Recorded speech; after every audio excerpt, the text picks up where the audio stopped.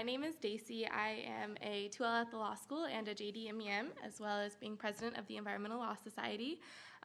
So thank you all for coming. Thank you to the people in Environmental Law Society who have helped this event happen, Alicia, Ben, Allie, and Caitlin.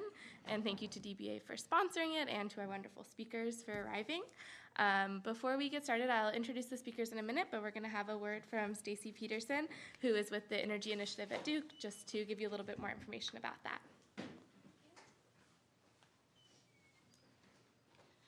Thank you, everyone. I'm Stacey Peterson. I'm crashing this very quickly. I'm the Energy Education Program Coordinator over at the Duke University Energy Initiative. And I just wanted to very quickly tell you about the Energy Initiative if you aren't aware. We're right across the street over in Gross Hall. And if you're interested in topics like the one you're here to hear about today, anything related to energy in any form or fashion, we provide support in terms of education, research, and engagement. You can sign up on energy.duke.edu for our newsletter to hear about different activities that we have. We do trips, we bring in industry speakers, we have mentoring, and a lot of different activities that focus on energy from different perspectives. So if you're interested, please sign up. I have some business cards up here as well if you want to reach out. Thank you so much. Thank you. So now I'll go ahead and introduce our speakers. First, we have Professor Monist, who's the director of the Climate and Energy Program at the Nicholas Institute, in addition to being a professor at the law school and the Nicholas School. He holds a law degree from Georgetown and a BA from Appalachian State, and his current work focuses on the interaction of state and federal energy policies, regulatory options for reducing greenhouse gas emissions, and the intersection of financial markets and climate policy. So he's been working really closely with state and federal regulators in response to the proposed rule that he's going to help explain to us.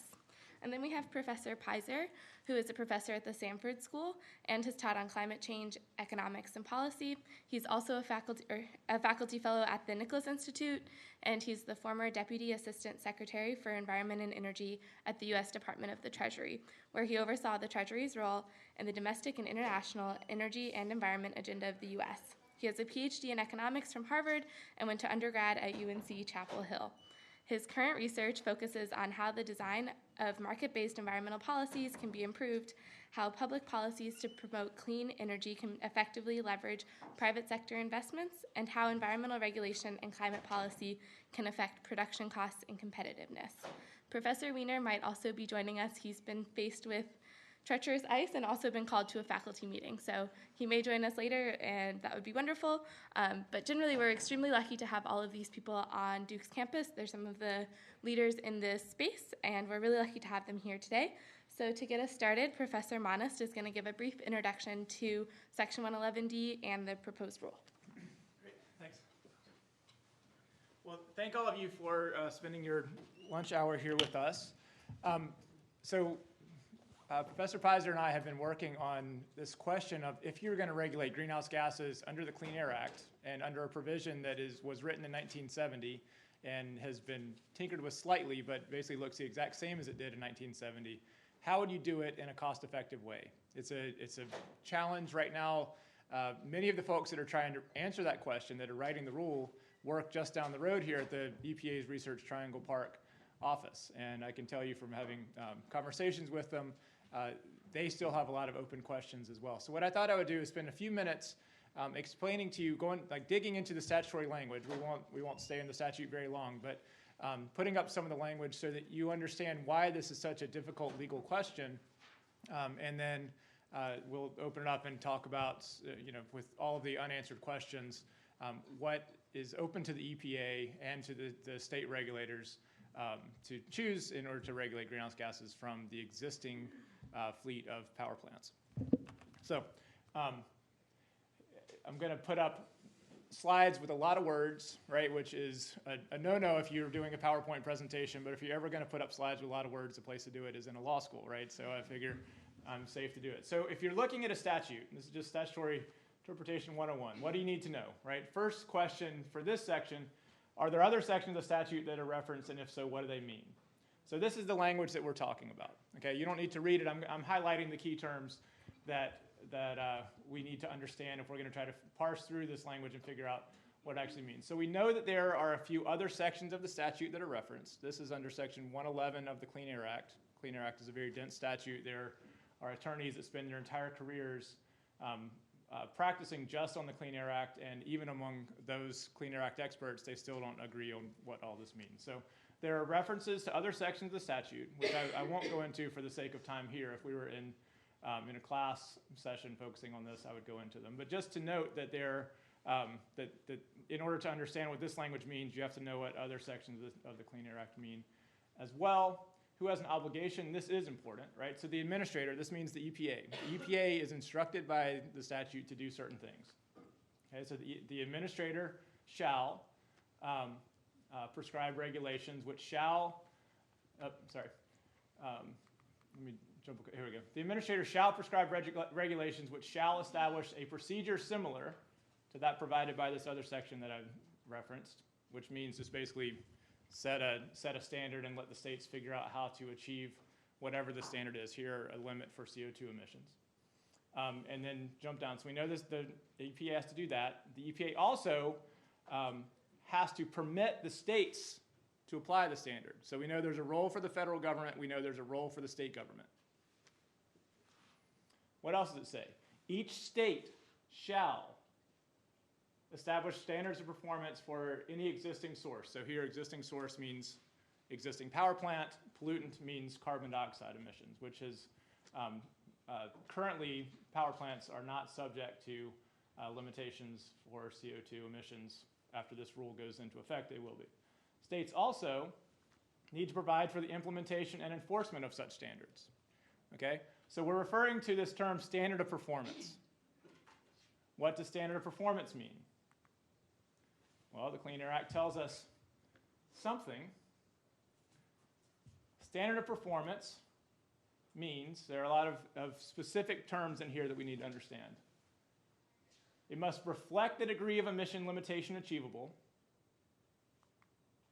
through the application of the best system of emission reductions.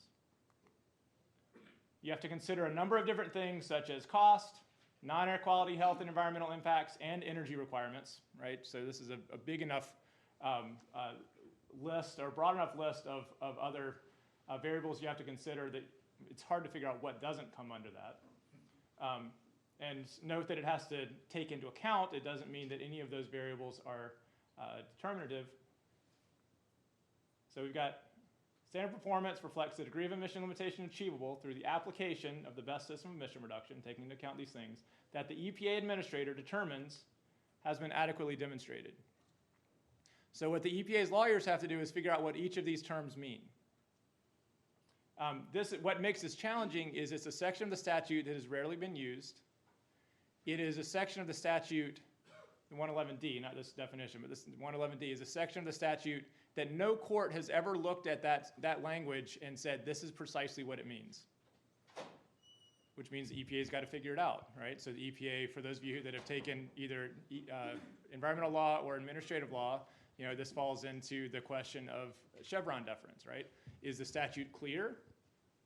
If so, then the EPA has to do what the statute says. If the statute's not clear, then the EPA's interpretation has to be reasonable and it can't be arbitrary and capricious, right?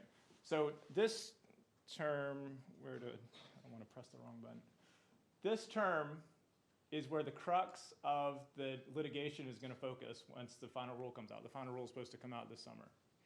What does best system of emission reduction mean?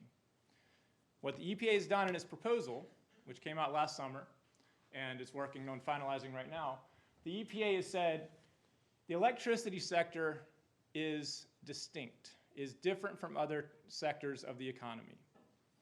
The most cost-effective, if we're supposed to take cost into account and other things, the most cost-effective way of reducing CO2 from smokestacks, from power plants, is not just to require power plant operators to add something to the power plant, to put on a type of technology that reduces CO2. That's very hard, it's very expensive. In fact, there are very few examples where that's been done effectively. So what the EPA has said, best system, we're going to read best system broadly, to not just mean best system within the fence line of the power plant, at the power plant. We're going to read best system to say, we can look across the system of the electricity sector, because we know that if we install renewable energy technologies, then that's likely to reduce CO2 emissions from the smokestack. We may use coal-fired power plants less, for example, if we have a lot of wind on the system. Nuclear energy, right? If you build new nuclear, that can reduce the amount that you're using a coal-fired power plant, so you're emitting less CO2. Energy efficiency, if just overall the economy is using less energy, then that probably means it's gonna show up at coal-fired power plants in addition to others. We're gonna be using less, so we're emitting less CO2. So the EPA has interpreted best system quite broadly. Power plant operators, and in some states that don't want to see this rule go through, are suggesting that that is inappropriate, right? So under Chevron Step 2, this is arbitrary. This has gone beyond what Congress meant for that language to mean. So this is going to be the fight when we get, after the summer, after the final rule comes out, immediately we're going to see litigation about what some of these terms mean. Just an anecdote, a few years ago, we at the Nicholas Institute organized a workshop where we had leading Clean Air Act experts from academia and from the private sector get together and try to talk about what do we all think this language means. One of the attendees at that meeting was a staffer in Congress in 1970 and helped write part of the Clean Air Act. It's Bob Nordhaus. So when he volunteered that, we all turned to him and said, well, what did you think it meant if you wrote the language? And this is what he said. He said, the night before the bill went to the floor, it had been months and months of negotiation as they were writing this statutory language. The night before it went to the floor, they realized that there was a gap in the Clean Air Act. They realized that they were covering certain pollutants. They were covering other pollutants from new sources. But there was this gap where if you had a new pollutant like CO2, existing sources were not covered as it was written. So his boss said, figure that out, write something up before the bill goes to the floor tomorrow morning. So overnight, he wrote the language that I had up here, not that one, yes, this one. He wrote this, right? It was not negotiated among all the parties. It was put into the language, it was voted on, it passed. But when we asked him what he meant, he said, look, I had no idea. I was doing my very best to try to get this done the night before, and I was pulling on the language. You see the references to the other section of the statute here. He's pulling off the language that had been negotiated and was referring to it here, but even he at the time that it was written didn't know precisely what it meant and certainly didn't have in mind regulating CO2 emissions at some point later under this section of the statute. So even the folks that put pen to paper, it's a question mark about what this means. That's where we are right now in the regulatory process from the legal side, is trying to interpret what all this means. And then from the economic side, trying to figure out how you take something that we think would be a cost-effective strategy. How do you recognize that all of the states have very different electricity sectors, so the states have a clear role in helping set this up? So how do you come up with an objective standard that then lets the states, in a cost-effective way, reduce CO2 emissions from the existing fleet of power plants? That's the debate right now.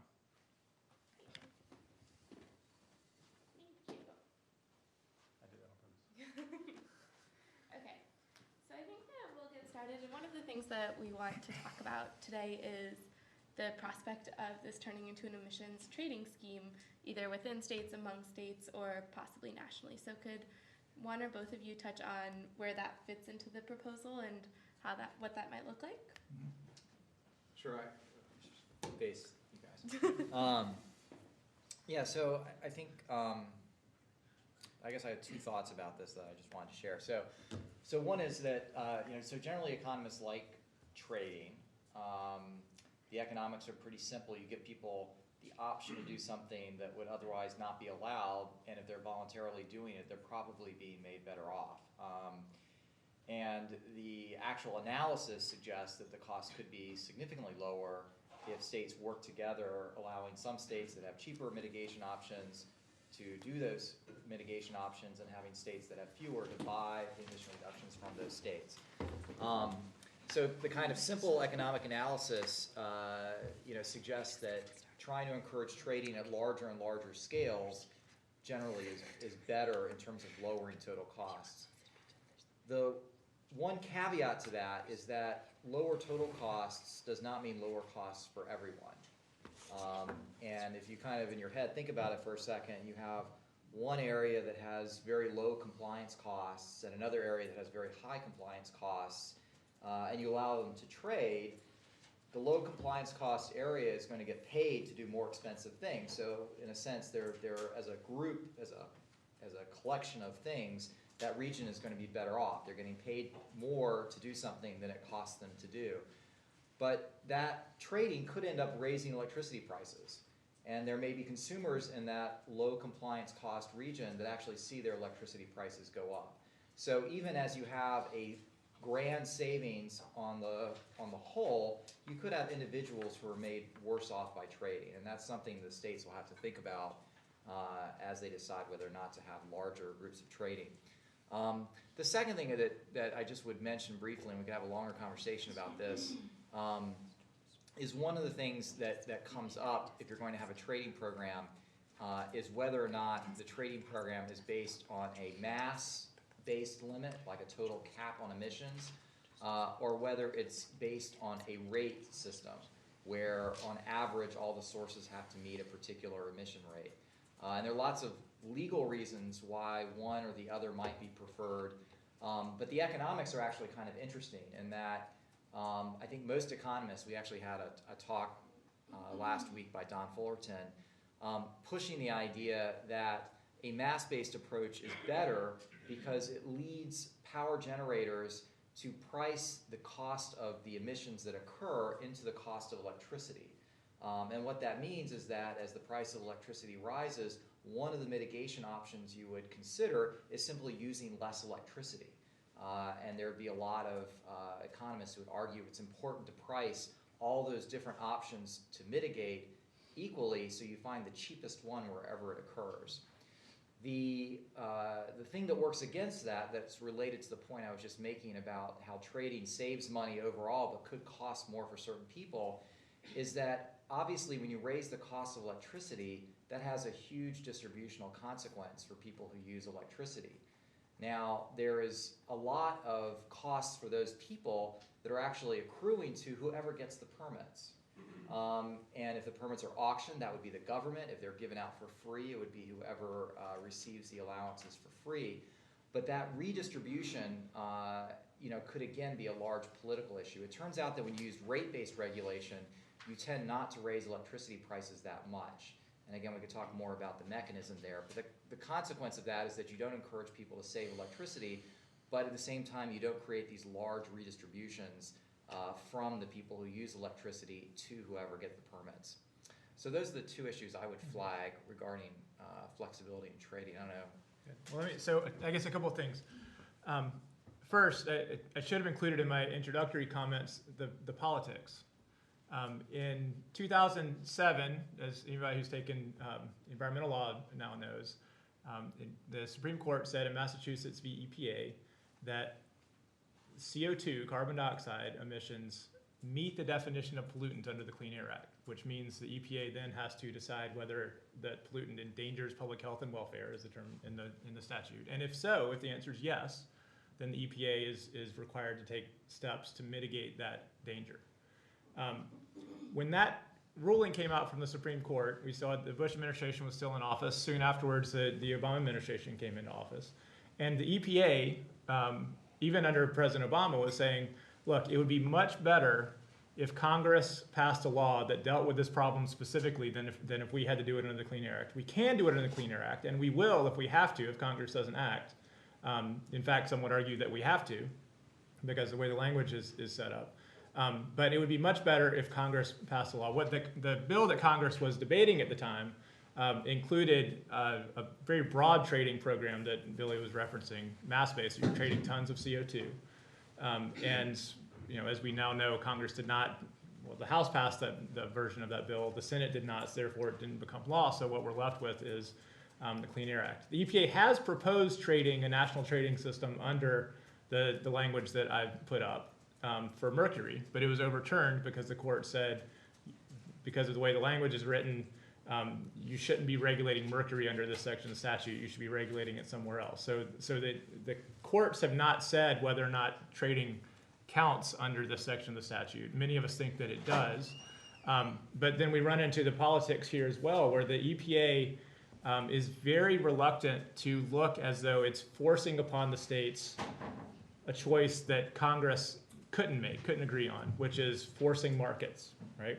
Cap and trade as a term is very politically damaged at this point, right? Many people don't have any idea what it means, but certainly know they don't like it because President Obama proposed it, right? So if you're calling something cap and trade, then the conversation may stop pretty quickly. With our work that we're doing with states in the Southeast that are all fairly conservative, and many are not supportive of what the EPA is doing, they are open to the idea of market-based flexibility, right? But if you call it cap and trade, they're not open to it at all. So thinking about how you include the flexibility, get the benefits that Billy mentioned here, but also navigate the politics, both of climate change politics and also politics of if the EPA is telling us to do it, we're going to be opposed to it. How do you navigate that and fit this into the language that we have in the existing Clean Air Act is a challenge?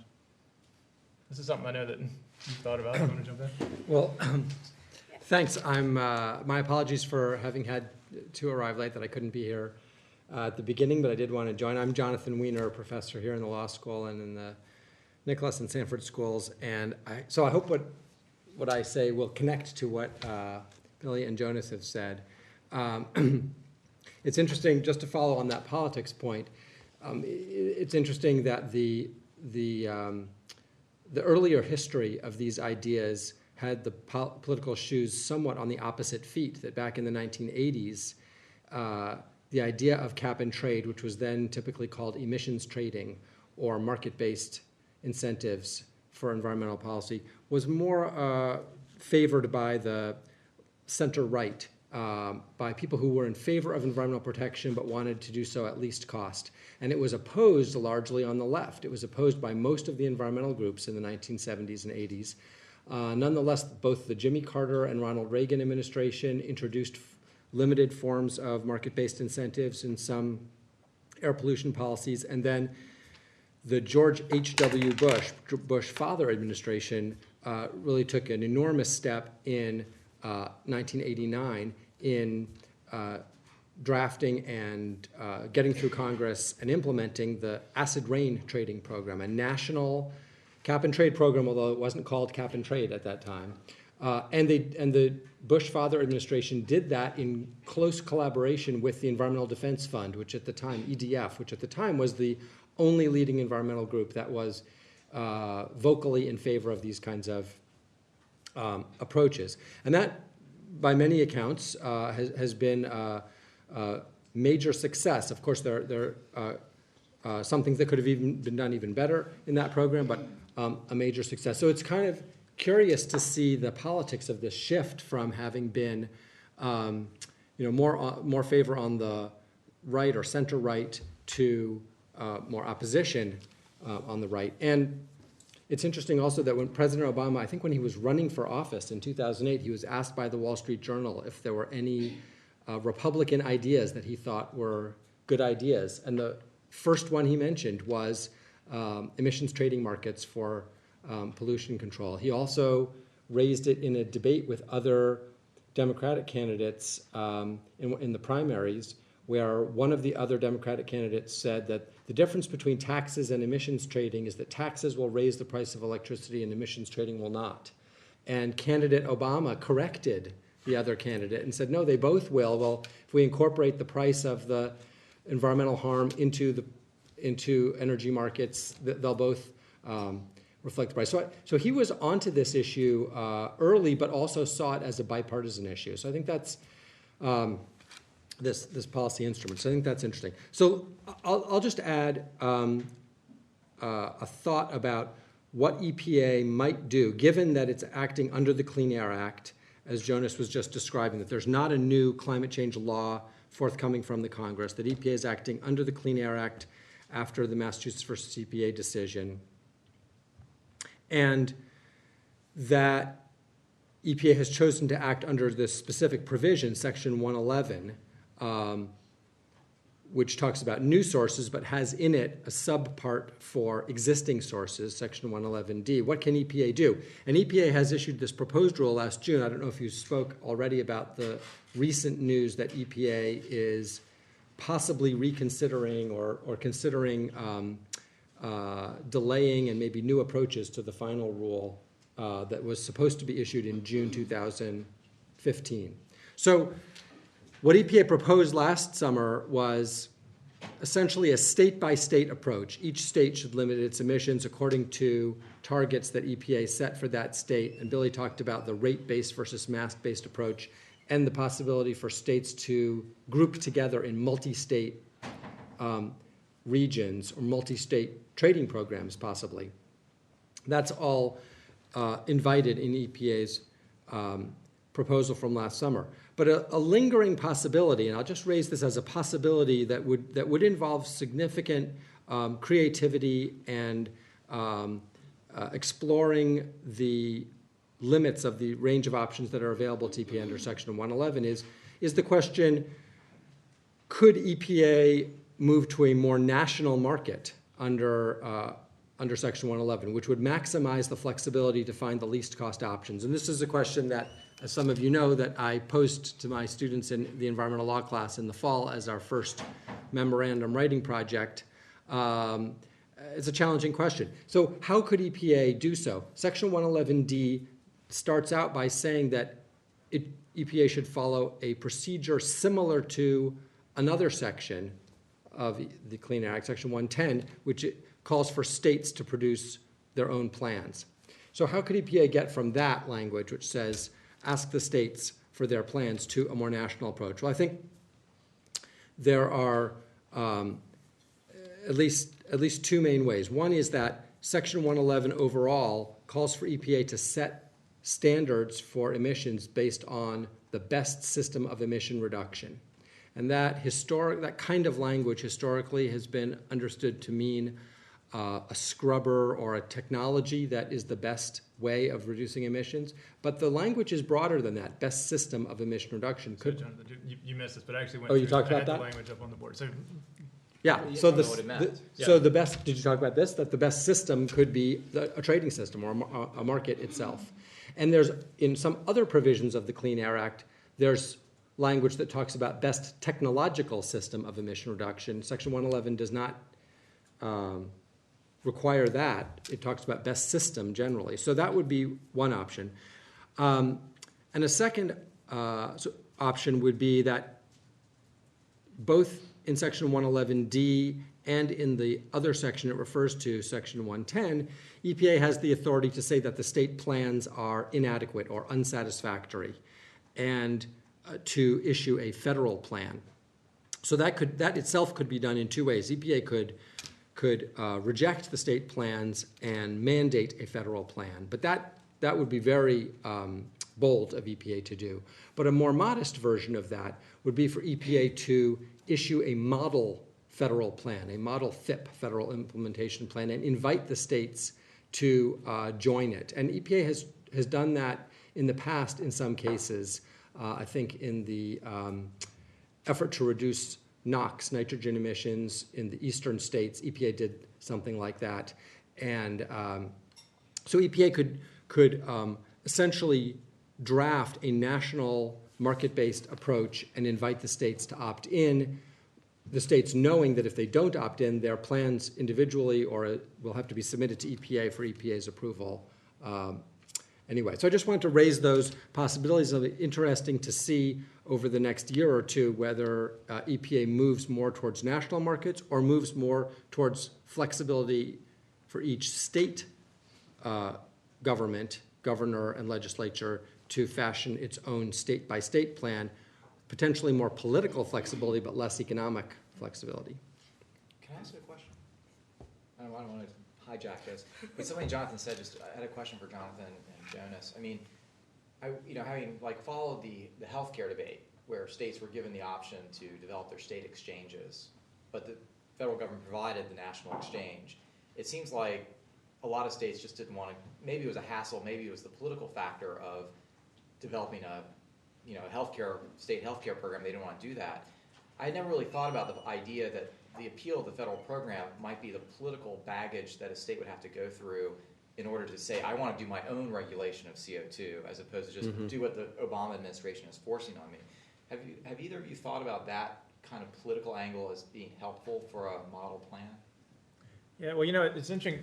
Before the proposed rule came out, the EPA engaged in a really robust engagement effort with stakeholders, including state regulators and entities that would be covered by the rule, and environmental groups and others, and would sometimes get the question whether they're going to issue a federal implementation plan or develop a model rule. And the response back from the EPA was, "Do you want us to do that?" Right? Because from the state regulator perspective, behind closed doors, you get a little bit more honesty, and you hear some people say, yeah, we don't want the EPA to tell us what to do, but if they don't tell us what to do, it sure does make our jobs a whole lot harder, because then we have to choose, and we don't have the resources, and we don't have the access to the best information. So in some ways, politically, it's hard if the EPA tells us what to do, but it's a lot easier for us at the state level to figure it out.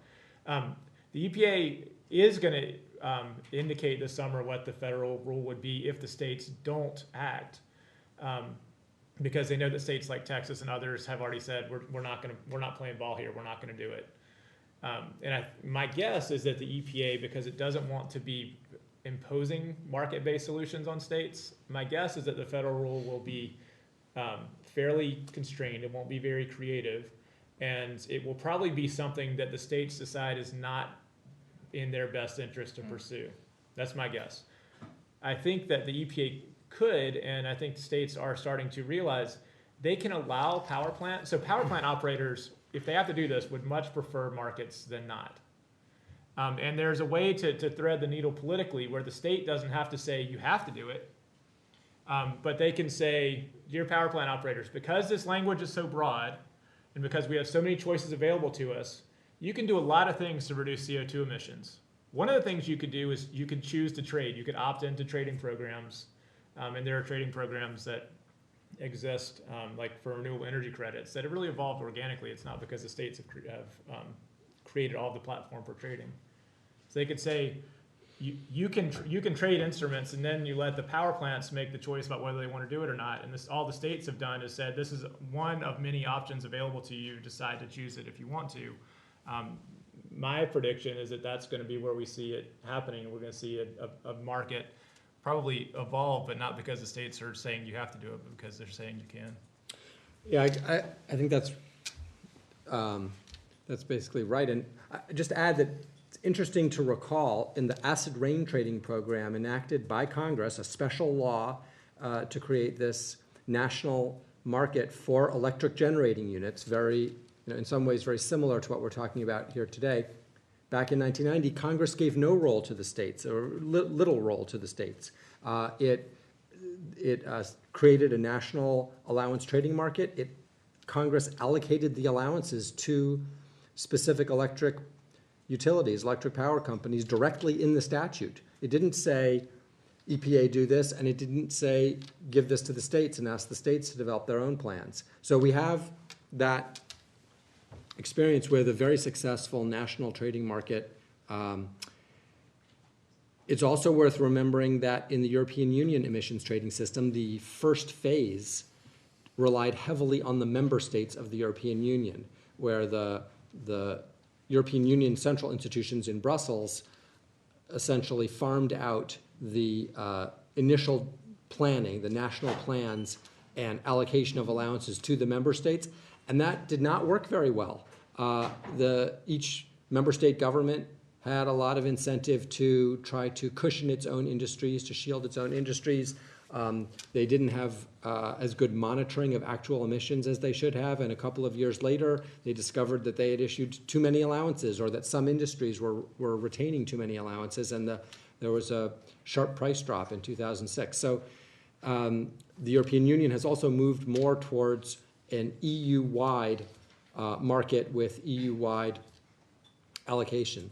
So, I think there's some historical reason to think that even the member states might,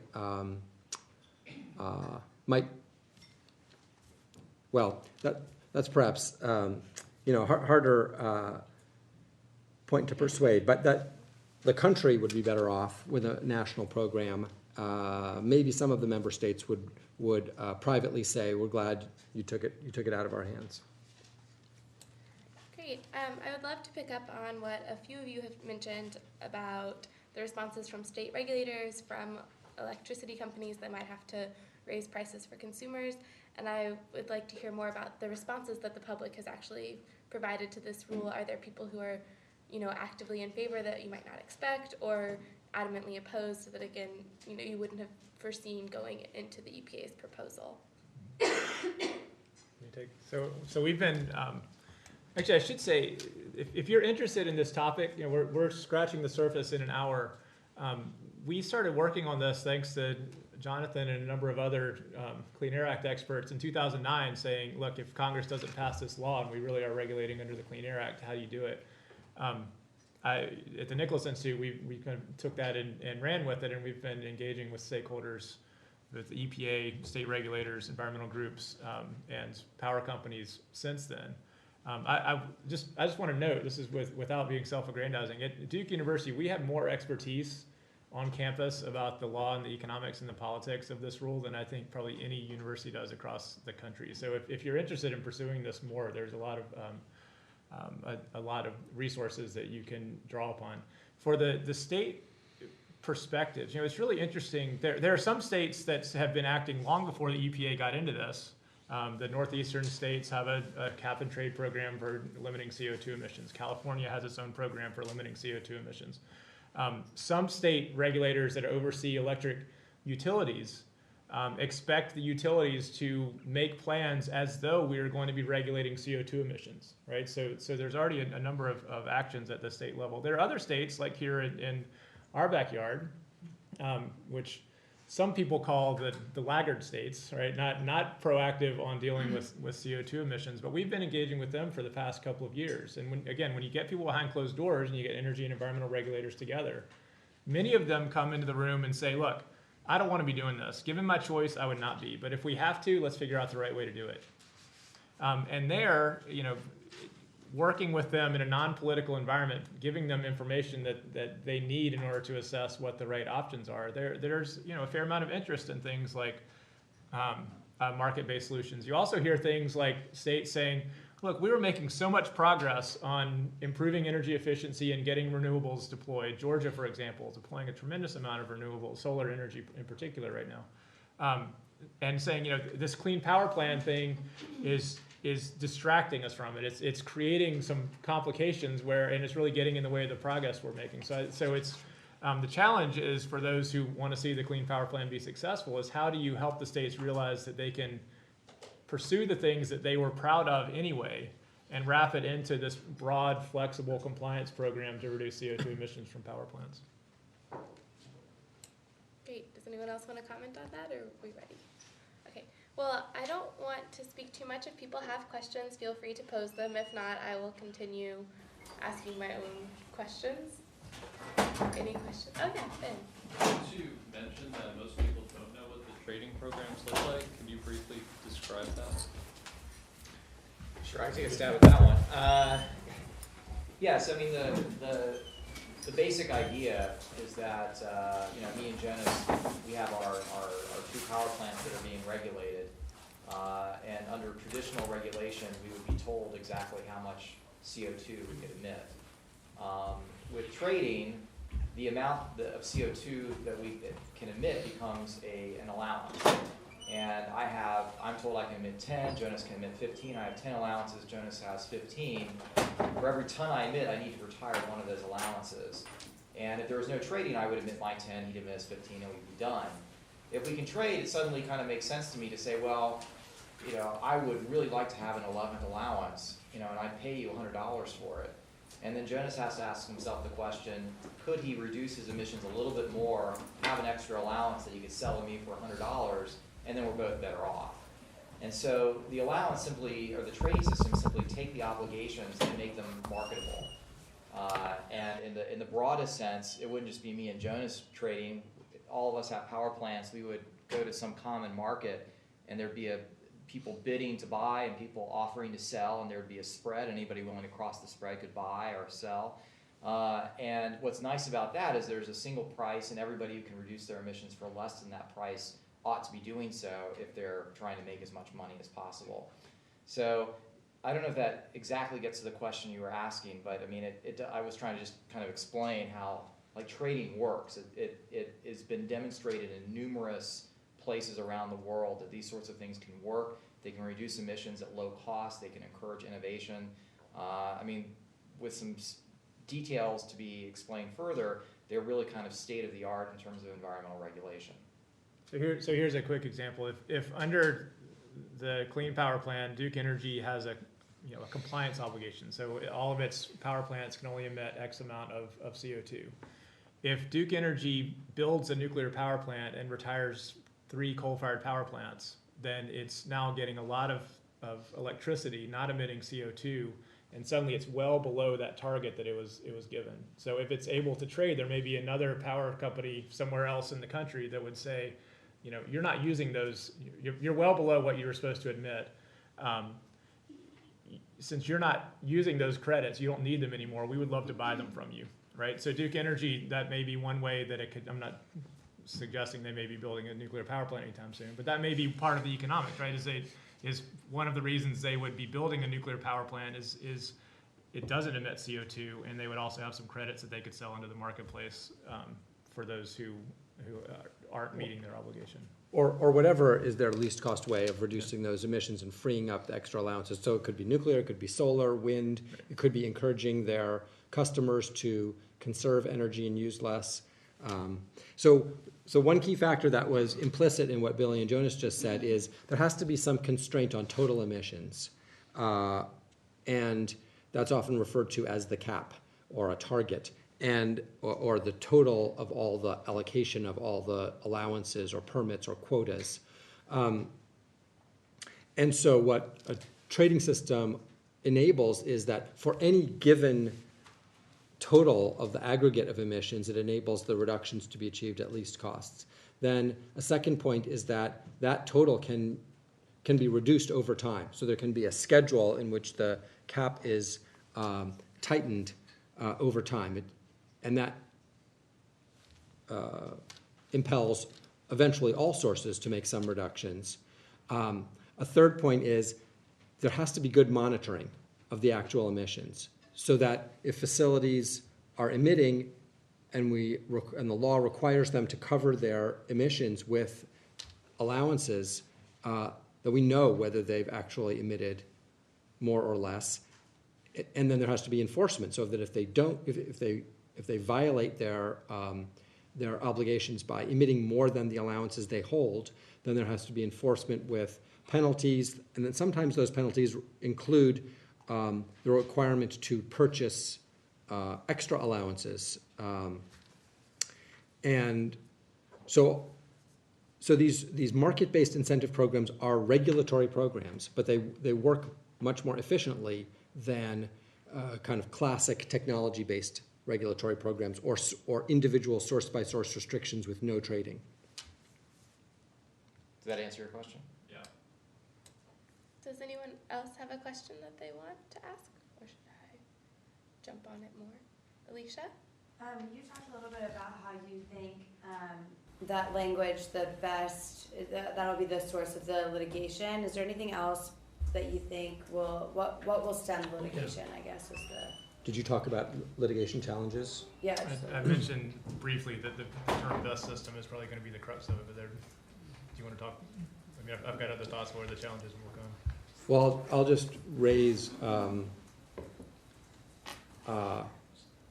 two challenges that there are several that have been flagged already. But so one thing as a prefatory comment is EPA has so far only issued a proposed rule, not yet a final rule.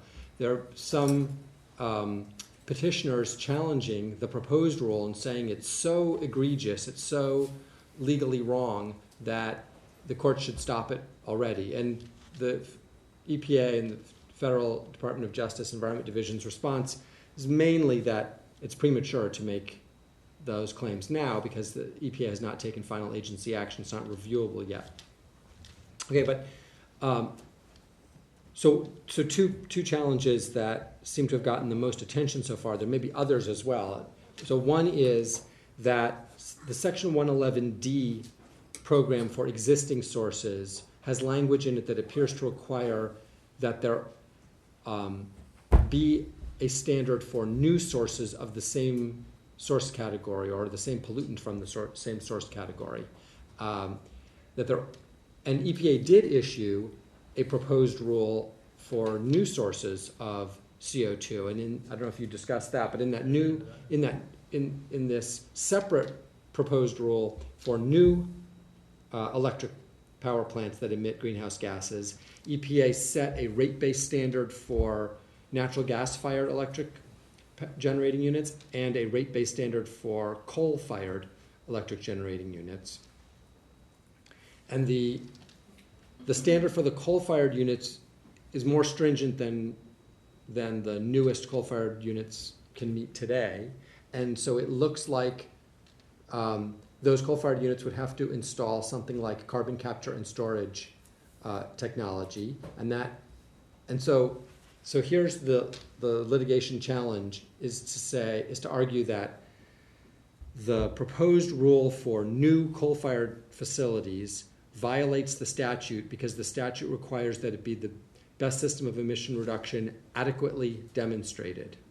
And these coal-fired, the carbon capture and storage is not yet adequately demonstrated for the new coal-fired. And that's not really, on its own, a major policy issue because the price of natural gas being low, people are not forecasting much new construction of coal-fired power plants. But if that legal rule for new coal-fired power plants is vacated, then that would in turn undermine the legality of the standard for existing coal-fired power plants because Section 111D says there has to be a rule for the new sources. So that's one. Several steps there to just figure out that one. And the second one is that there's an oddity in the language in Section 111D about, it says that Section 111D can be used if, and here I have to be careful on how to describe this, if the thing being regulated under Section 111D is not regulated under Section 112, the hazardous air pollutants provision. And I said the thing because it's unclear what the thing is. When Congress amended Section 111D in 1990, there was a House version and a Senate version, and somehow they were both enacted, and the law was signed, and it's not clear which one is the law. And one seems to say that that 111D applies only if the pollutant from that source category is not regulated under 112, and the other one seems to say that 111D applies only if the source category is not regulated under 112, like electric generating units. Well, there are some standards for electric generating units under 112, in particular for mercury. So some petitioners are arguing that because electric generating units are regulated under 112 for mercury, therefore electric generating units cannot be regulated under 111D for greenhouse gases because of one of those two versions of 111D seems to say that the source category cannot be regulated under 112. So there are other possible challenges. Professor Lawrence Tribe of Harvard Law School wrote a memo in December suggesting that there might be constitutional problems with EPA regulation under 111D, that it's takings of private property, that it violates the 10th Amendment, reserving rights and powers to the states, some other issues. Those seem to relate to the Clean Air Act or to major portions of the Clean Air Act in general, not just to the 111D rule. But I don't know if you want to comment on these or other aspects. Let me just say, all this sounds very dense. Let me assure you that it is absolutely fascinating to get into all of this. No, I think that's exactly right. So just to parse it out, so that there's a challenge right now about the language, what the language actually says, the relationship between the different sections of the Clean Air Act that Jonathan mentioned. We'll know an answer to that, at least the first answer to that sometime soon.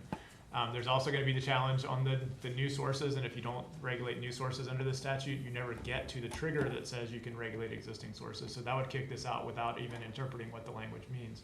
And then the other, and I think this is partly what Tribe is focusing on, is how broad is the discretion that has been granted to the EPA. And Daisy is helping me look through the legislative history of the Clean Air Act to try to figure out what the term system means, what the term standard means, because you can imagine the debate between Justices Ginsburg and Scalia, where Scalia is saying go back to the dictionary and figure out what the term system means. Well, that doesn't really tell you much because the definition of system is as broad as you would probably imagine that it would be. So Scalia is going to be looking for some kind of limiting principle, right?